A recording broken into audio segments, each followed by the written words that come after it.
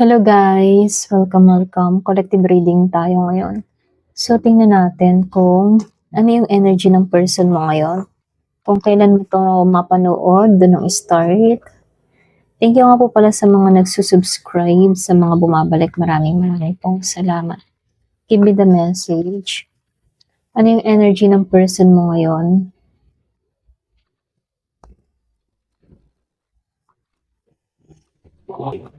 Give me the message. Give me the message. Ano yung energy ng person mo ngayon?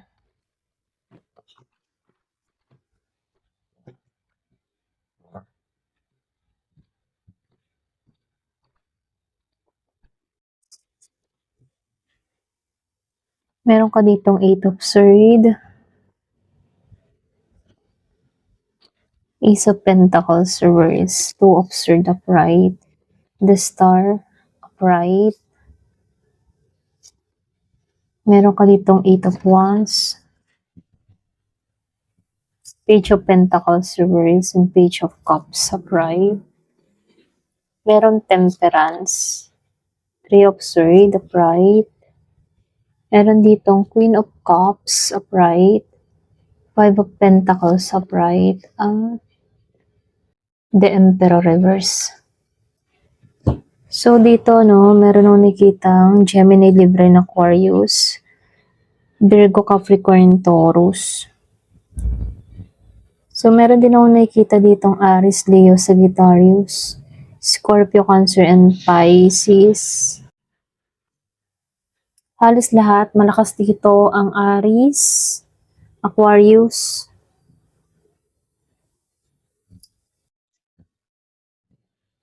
pero ganun pa man energy yung babasahin natin. Okay, so start na tayo. So, dito, meron akong nakikita dito na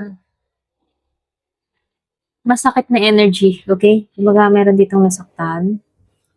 Kasi lumalabas dito yung 8 of Swords. Meron din akong nakikita dito na 2 of Swords. Mapanak ito ha. At itong 3 of Swords dito. Then, nakikitaan ko rin ito si Ace of Swords. Kumbaga dito, meron ditong nakulong. Nakulong siya sa sarili niyang pag-iisip. I mean, yung bang tipo na alam niya yung katotohanan tungkol sa'yo dito sa Ace of Swords. Pero pinili niya magbulag-bulagan dito sa 2 of Swords. So, ibig sabihin, alam niyang ikaw yung hinahanap niya rito, pero tinakasan niya. Pero tinakasan niya yung realization niya about sa'yo. Okay? Kaya dito, lumalabas dito sa Ace of Pentacles reverse at Page of Pentacles reverse, May opportunity sana kayo rito, kaya lang hindi nagtagal. Okay? I mean, yung bang tipo na may opportunity siya na i-build ka, pero hindi niya ginawa. Okay? Kumbaga, alam niya kung paano gawing stable yung connection, gawing pang matagalan, pero may pagsasayang or sinayang niya yung oportunidad sa inyong dalawa. Kumbaga, hindi dahil wala kang value, lumalabas lang dito, kundi dahil hindi siya ready or pwede hindi siya marunong mag-invest ng tama sa isang koneksyon. So, nakikitaan ko lang dito, sa the Star and the Page of Cups dito. Ikaw yung, yung healing ng tao na to. Ikaw yung naging genuine love niya. Okay? Nabihira niya matagpuan sa isang tao. Kahit ba sinubukan niyang hanapin sa iba, walang tumapat sa energy mo. Okay? Dito sa Page of Cups. So, hinanap niya yung innocence or lambing at connection na binigay mo. Pero hindi niya matagpuan dito sa iba. Okay? So, nakikitaan ko dito, mabilis yung realization na nangyari sa kanya dito. Dito sa 8 of Wands. Kumbaga dito, para bang bigla niya nalang naramdaman na ikaw na talaga, ikaw pala talaga, mga ganun ano. So, lumalabas lang dito, hindi siya balance, wala siyang control dito sa temperance ano, at dito sa emperor. Kumbaga, nakikitaan ko lang dito na wala siyang control sa sitwasyon, hindi siya emotionally mature para panindigan ka, okay? So, nakikitaan ko dito sa Three of Swords, kumbaga dito, no, nakikitaan ko rin dito itong Five of Pentacles dito. Sobrang sakit yung dinulot ng taong ito, okay? Para bagang ah merong pagsisisi na naganap, nangyari, or pagkawala at pakaramdam na iwan siya, ganon. Pwedeng energy mo to, no? Yung magpakaramdam mo na nagsisi ka kung bakit nakilala mo to, pakaramdam mo bakit kayo pinagtagpo, mga ganon, no? Bakit naiwan ka sa ere o bakit ganito yung kinahinatnan. Kahit may ibang tao, pakaramdam ng tao na to, meron pa rin kulang sa buhay niya, okay? Para bang kahit yung nasobra nasaktan dito, no? Para ba siyang napapaisip dito bakit ito naganap sa kanya, ibinigay naman niya dito ang lahat pero inalisan pa rin siya dito. Kung makikita mo yung larawan, ano, nasaktan pero tinalikuran pa rin dito. So, nakikitaan ko lang din dito sa Queen of Cups. Yung iba sa inyo, ikaw yung totoong nagmahal dito. Okay? Pwede ikaw yung sobrang nag-invest dito, no? Malalim yung iyong ginawang pag-i-invest dito sa kanya, genuine ka, very nurturing yung energy mo, okay? Hindi to madaling palitan, okay? Yung ganitong energy, kaya merong naghanap, kumbaga merong hinanap sa iba pero hindi natagpuan, okay? Kumbaga ikaw si Queen of Cups na mapagmahal, okay ka, pero hindi niya matagpuan si Queen of Cups sa iba.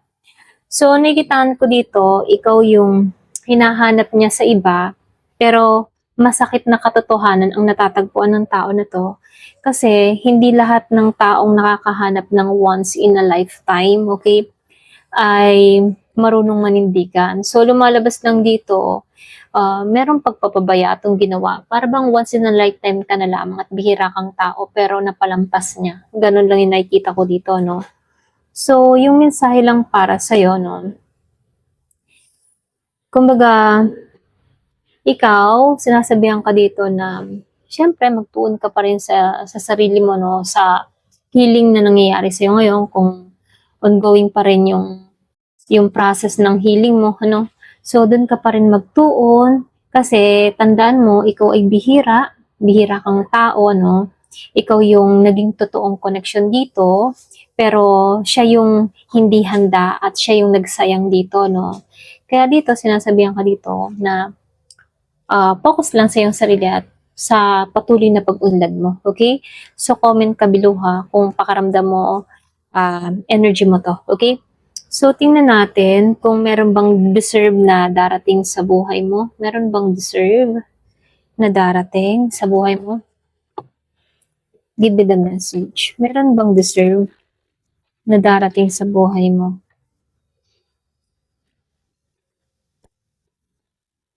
Nakikita ko lang dito, no? Maraming sinayang dito. Itong taong ito. Para bang sobrang sinayang ka nito. Kumbaga, bihira kang tao, pero dahil hindi siya nakontento, no? Ayan. Nawala siya. Okay, so tingnan natin ngayon kung meron bang darating na mas deserve sa'yo. So, lumabas si the devil reverse. At least si devil naka-reverse na siya. So, good sign to, no?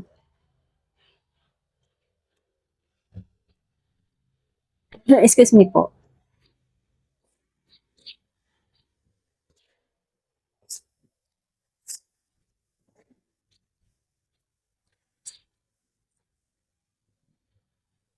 So, dito, no? Nakita ko dito si devil reverse. Pero ditong Capricorn, malakas Capricorn, Pisces. Pero ganun pa man, energy yung binabasa natin, okay? Halos lahat andito naman. So, comment ka na lang below kung pakaramdam mo energy mo to, okay? So, tingnan natin kung Meron bang darating? So, ayusin ko lang ha. Ayan. So, nakikitaan ko dito sa Devil Reverse, ano. Meron akong nakikitang pagbitaw sa mga toxic, okay? Pwede ikaw, bumibitaw ka na sa mga toxic dito, kumakalas ka na. Hindi na ikaw yung dating nakakulong sa kanya, no? Kumbaga, hindi ka na naka-attach, hindi ka na nasasaktan. Kumbaga, ito yung moment na nakikita mo na yung totoo na hindi na healthy para yung, ay na no, hindi na healthy yung connection mo dito sa taong ito. Kumbaga, malinaw na para sa yung lahat. So, nakikitaan ko dito, yung iba sa inyo may panlalamig. Kumbaga dito sa Eight of Wands reverse, ano, then nakikitaan ko rin tong Ten of Pentacles reverse. Walang movement na galing sa taong ito. Kumbaga, walang stable future na mabubuo, okay? So, kahit pilitin, hindi talaga naka-align yung long term para sa inyong dalawa dito. So, malakas dito, Capricorn, Virgo, Capricorn, Taurus, then Aries, Leo, and Sagittarius, ano? So, nakikitaan ko rin dito, merong kahinaan to, okay? Hindi siya marunong, alam mo yun, para bang may pagkawala ng self-worth itong tao na to, hindi niya alam kung paano pahalagahan yung sarili niya. Kumbaga, ito yung pinaka-seryosong part kasi naapektuhan ka, okay? Nabawasan yung confident mo at self-love mo before sa taong ito, okay? Pero hindi to naging permanent, ano? Kumbaga, ito yung phase na naghihilom ka dito sa taong ito, okay? So, nakikitaan ko rin dito, no? Meron kasi ditong hindi naging tapat, may immature, or pwede rin sabihin na may pagka-immature siya, hindi naging okay sa sitwasyon, ano, may confusion at pwedeng merong miscommunication na nangyari. Kumbaga, hindi naging malinaw yung intention niya sa'yo. At yun ang nagpagulo sa lahat, okay? Pasensya na sa ingay, no? So, nakikitaan ko rin dito, no? Merong akong nakikitang awakening na nangyari dito. Dito sa The Sun, okay? Kumbaga, yung iba sa inyo, hindi naman halos lahat, ano, hindi pa totally okay, pero meron pang nararamdamang lungkot kapag naalala yung past, okay? Pero unti-unti ka namang nagigising na sa katotohanan. So, comment ka kung ikaw yung tipo ng taong unti-unti nang nagigising sa katotohanan or on process ka, okay, na natatanggap mo ng paunti-unti, okay? So, comment ka na lang below, okay? So, nakikitaan ko dito, merong umalis dito sa Eight of Cups. Yung bang tipo na hindi na siya, okay? Hindi na siya, ikaw na mismo yung lumayo dito. So, nakikitaan ko dito, ikaw na yung umiwas, ikaw na yung lumayo. Hindi dahil wala ka namang nararamdaman sa tao na to, kundi dahil pinipili mo na yung sarili mo, okay?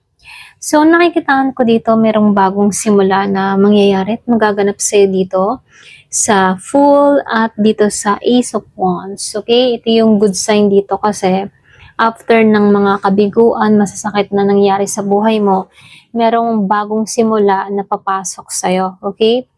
So, napakalakas ng bagong simula, bagong passion, at bagong direksyon. So, ibig sabihin, may darating na bago. Hindi pa malinaw ngayon, pero nakikitaan ko dito, mas buhay to, mas exciting, at mas naka-align sa'yo. So, nakikitaan ko lang dito sa Two of Wands. Yung iba sa inyo, meron kang pinaplano about sa future mo, okay? Alam mo dito na mas better na yung tatahakin mong path, okay? Alam mo na, or pwede rin meron kang ganun pakaramdam sa puso mo na parang may magandang naghihintay sa'yo, or nararamdaman mo dito na merong pagbabagong magaganap sa'yo. Kumbaga, alam mo sa sarili mo, or pwede rin merong kang malakas na intuition, so sinasabihan ka dito na magtiwala ka sa intuition mo dahil hindi ka nagkakamali, okay? So, ito lang yung mensahe sa'yo, no? Kumbaga, ikaw, pinili mo yung sarili mo dito, ngayon, mas nagiging okay ka, mas nagiging maganda yung takbo ng buhay mo ngayon, at mas nagiging focus ka, okay? So, meron din ako nakikitang mas magandang darating sa buhay mo. Kumbaga, yung bad experience mo sa nakaraan mo, ito yung tumulong sa'yo para matagpuan mong muli yung sarili mo na mas matatag, okay? So, nakikita ko dito may malaking pagbabago na mangyayari at magaganap sa'yo. Kumbaga, ikaw na yung bida sa kwentong ito. Ito lang yung nakikita ko. Ayan. Thank you for watching. Love and peace.